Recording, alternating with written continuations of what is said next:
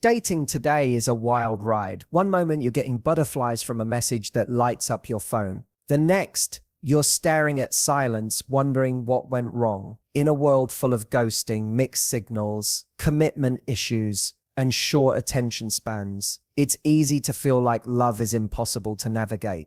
But here's the truth most people won't tell you.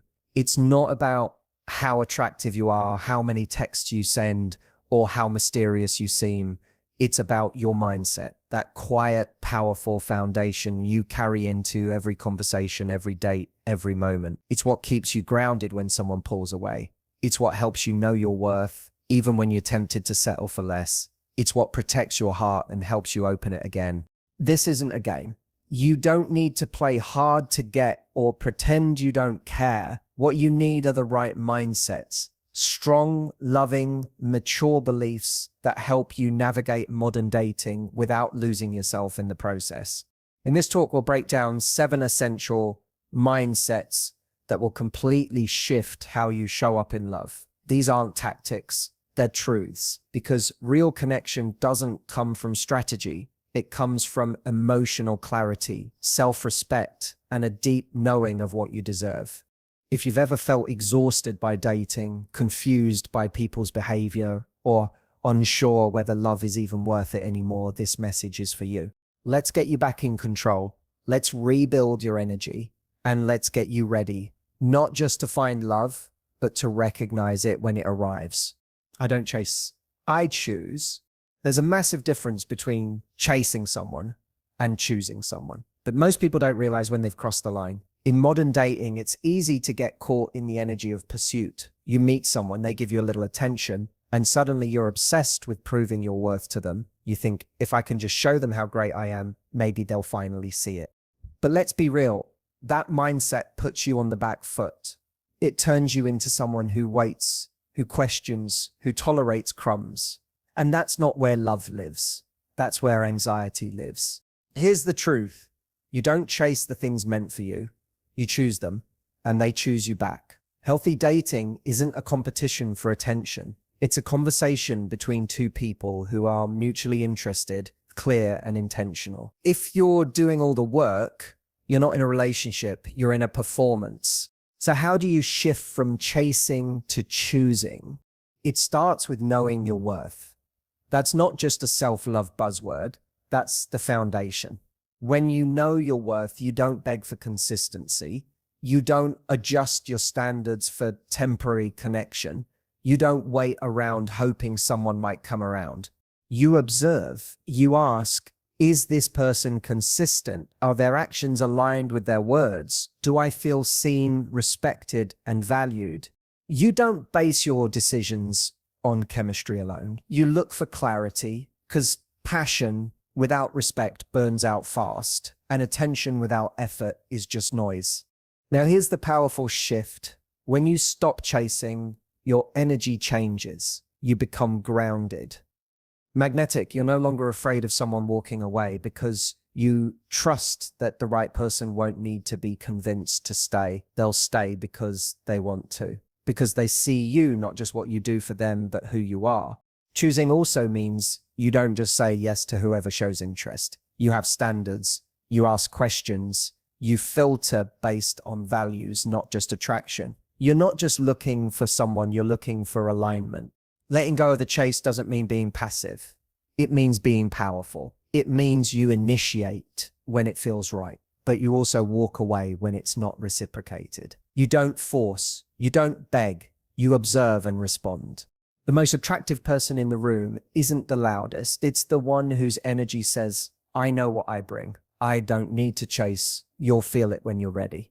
So stop chasing validation. Start choosing connection. And remember, you are not an audition. You are the main event. Choose like it. Mixed signals are already a signal. Let's say it simply. If someone is confusing you, they are already communicating something important. Just not with their words. You might tell yourself, well, maybe they're just busy, maybe they're scared, maybe they don't know how to communicate yet. And sure, those things might be true, but here's what's even more true. Someone who wants you won't leave you in a state of constant questioning. Mixed signals aren't a mystery to solve. They're a message. And that message is this person is not ready or willing to show up for something real. Think about it. When you meet someone who's genuinely interested, they don't play hot and cold. They don't vanish for days and then text, "Hey, stranger." They don't avoid conversations about where things are going. They don't breadcrumb you with just enough attention to keep you hooked. Instead, they show up. They make it clear you feel safe, grounded, not anxious and desperate for signs of life in the relationship. So why do we ignore the signs when they're mixed? Because we want the potential to be real more than we want to face the reality in front of us. We convince ourselves that maybe if we wait a little longer, try a little harder, or become more low maintenance, the other person will suddenly realize we're the one. But the problem with investing in potential is that it's not the same as investing in partnership. And when you ignore mixed signals, you start gaslighting yourself. You override your intuition. You start overanalyzing every message, every pause, every glance, as if it holds some hidden meaning. Here's the truth. Consistent people are not confusing. Emotionally available people don't send mixed messages. People who are ready to love don't leave you constantly guessing how they feel. So if you're in that place where someone seems interested 1 minute and distant the next, it's time to stop decoding and start deciding. Ask yourself, do I feel emotionally safe with this person? Do I trust their intentions? Or am I constantly doubting? Is this a connection or just a cycle I've become addicted to? Your peace is too expensive to trade for someone's confusion. Your clarity is too sacred to waste on someone who can't decide if they're all in. And your time, it's non-refundable. The strongest mindset you can carry in modern dating is this. If it's unclear, it's a no. Not because they're a bad person, but because you are no longer available for emotional ambiguity. Mixed signals are a form of communication. And what they're often saying is, I'm not ready for the love you're ready for. The sooner you accept that, the faster you create space for someone who speaks with action. Not just intention. You deserve clarity. Choose it every time. I date to connect, not to prove anything. Too many people step into dating as if it's an audition. You dress the part. Say the right things, keep your quirks quiet, and play it cool, even when all you want is connection. You're not dating to connect. You're dating to be chosen. And when that becomes your goal, love gets distorted into performance. But dating is not about proving your worth. It's about discovering mutual connection. And you can't create something authentic if you're trying to earn your place the whole time. You probably felt it before.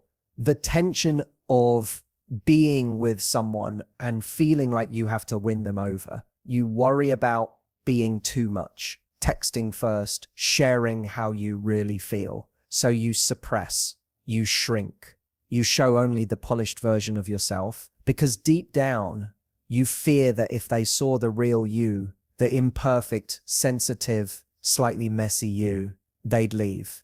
That fear leads to emotional dishonesty, not necessarily lying, but hiding. And you can't build love from a place of hiding. Let this land. If someone connects with a version of you that's filtered and edited, that connection is fragile. It can't grow because it's not rooted in truth. Real connection starts where performance ends. When you stop trying to impress and start expressing, when you're not trying to sell yourself, you're simply showing up and seeing if the real you resonates with the real them.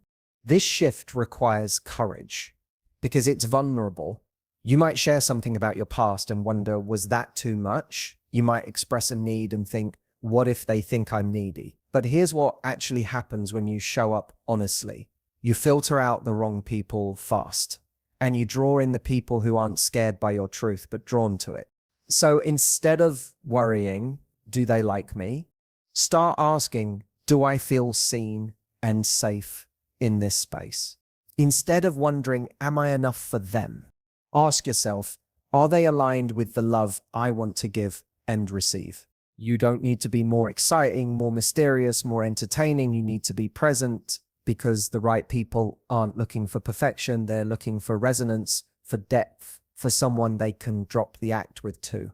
When you date to connect, not to prove, you stop seeking validation. You start building understanding.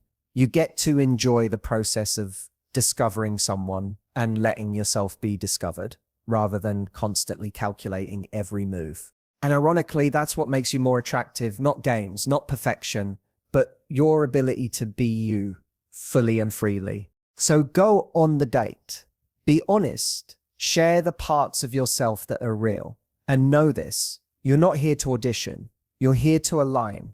Connection isn't about being chosen. It's about choosing each other unapologetically. I protect my peace more than I chase potential. One of the most dangerous traps in modern dating is falling in love with someone's potential.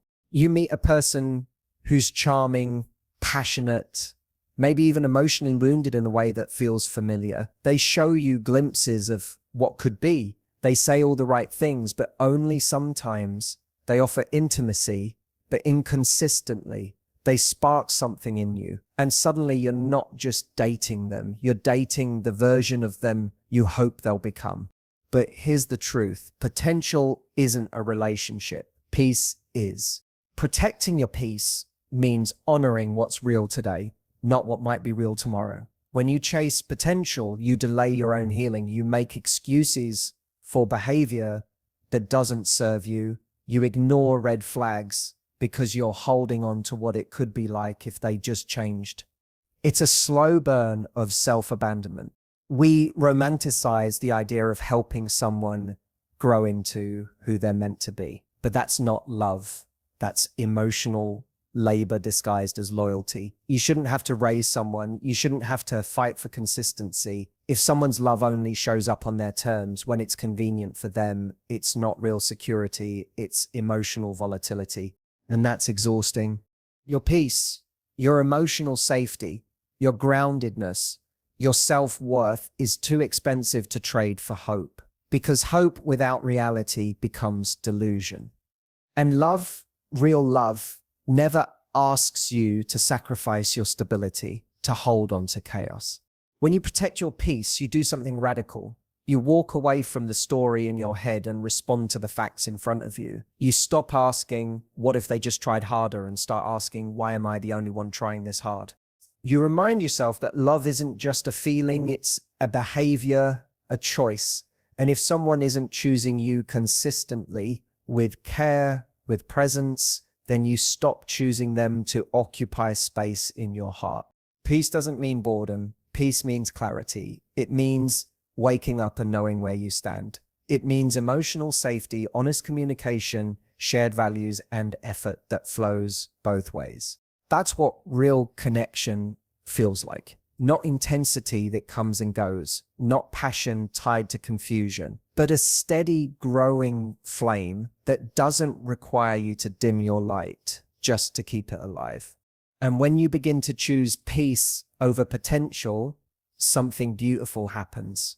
Your life gets quieter, cleaner, your standards rise, and your self-respect deepens. You stop settling for relationships that drain you, and suddenly you're not chasing love anymore. You're attracting it, because peace doesn't repel love. It reveals it, and only the ones who are ready for real love will feel at home in your calm. So protect your peace, hold it close, because anyone who threatens it isn't your partner. They're your lesson. Rejection doesn't mean I'm not enough. Rejection, that word alone can shake your confidence, rattle your thoughts, and make you question everything about yourself. It's painful. We've all felt it, whether it's someone not texting back, canceling last minute, or slowly pulling away just when you thought things were going somewhere. It can feel personal, like it says something about you, about your value, about your worth. But here's the truth most people miss. Rejection is redirection. It is not a measurement of your value. It's a sign of misalignment. When someone doesn't choose you, it's not proof that you weren't good enough. It's a reflection of their readiness, their capacity, their preferences, their fears, and their path. You can be incredible and still not be someone's match. And that's okay. because your worth was never up for debate. The problem is, we internalize rejection like a mirror. If they walk away, we assume we were too much, or not enough, or we said the wrong thing, and then we start shrinking, editing, doubting ourselves in every future interaction. But what if you started seeing rejection as protection? What if you trusted that the people who leave are simply making space for those who are truly aligned with who you are and who are capable of loving you the way you deserve to be loved? Rejection is painful because it pokes at the wound we've all carried, the fear of being unlovable. But it's not rejection that hurts the most. It's the story you tell yourself afterward. The way you question your worth, the way you replay every moment to find what you could have done differently. But here's a powerful truth. You don't need to earn what is already meant for you. When you're aligned with the right person, you won't feel like a salesperson trying to pitch your value. You'll feel seen, chosen, appreciated, not just for your potential, but for exactly who you are. Rejection is not failure. It's data. It's the universe saying, not here, keep walking. It's the emotional GPS helping you avoid dead ends. Because sometimes the greatest heartbreaks are the ones that save us from settling for something half-formed. Every time someone walks away from you, take it as a moment to lean inward, not collapse. Remind yourself, their exit has nothing to do with my worth and everything to do with where I'm not meant to stay. You are not defined by who doesn't choose you. You're defined by how you choose yourself after they're gone. So let them go. Let the silence answer the questions. Let the space invite better. And most importantly, let rejection remind you the right love doesn't have to be chased or proven. It shows up because it's ready. I don't need to be perfect to be loved. Let's get something straight. You don't need to be perfect to be loved. You don't need to be flawlessly confident, endlessly positive, always on. You don't need to have your life tied in a bow before someone can see the beauty of who you are. And yet so many people walk into dating with the belief that love only comes when they've arrived, when they've fixed all their flaws, healed every wound, and become some polished version of themselves. So they hide their insecurities. They filter their stories. They wear confidence like armor, hoping no one sees what's underneath. But real love doesn't require you to be perfect. It requires you to be real. The truth is, vulnerability is the bridge to connection. When you try to come across as someone who always has it together, you may impress people, but you won't connect with them, because connection happens when you say, this is me, not the curated version, not the performance, just me. And that takes courage. We think people fall for perfection, but what they actually fall for is presence, honesty, humanity, your fears, your hopes, your story. Those are the things that make you relatable, not the perfectly posed exterior. Think about it. The people you've connected with most deeply in your life, were they perfect or were they willing to be seen, even in their messy, raw, unfiltered moments? There's a difference between growth and perfection. Growth is beautiful. It's necessary. But perfection, that's an illusion, a trap, a performance treadmill that leaves you exhausted and unseen. When you try to be perfect in dating, you attract people who love your mask, not your soul. You attract people who expect you to keep performing. And the moment you crack, they pull away. That's not love. That's emotional codependence built on fantasy. The moment you allow yourself to show up imperfectly is the moment someone finally has the chance to fall in love with you. Not just the achievements, not just the highlight reel, but the quiet strength behind your eyes, the truth in your voice, the vulnerability you were brave enough to share. And guess what? The right person doesn't see your imperfections as red flags. They see them as depth, as soul, as something they want to understand, not run from. So let go of the need to be flawless. Let go of the belief that you have to earn love by being more polished, more perfect, more anything. You are not a project. You are a person, worthy of love exactly as you are, and capable of growing more each day. Not because you're not enough now, but because you already are. The person who's right for you won't make you feel like you need to prove yourself. They'll simply choose you, flaws, fears, brilliance, and all, because they weren't looking for perfect. They were looking for you.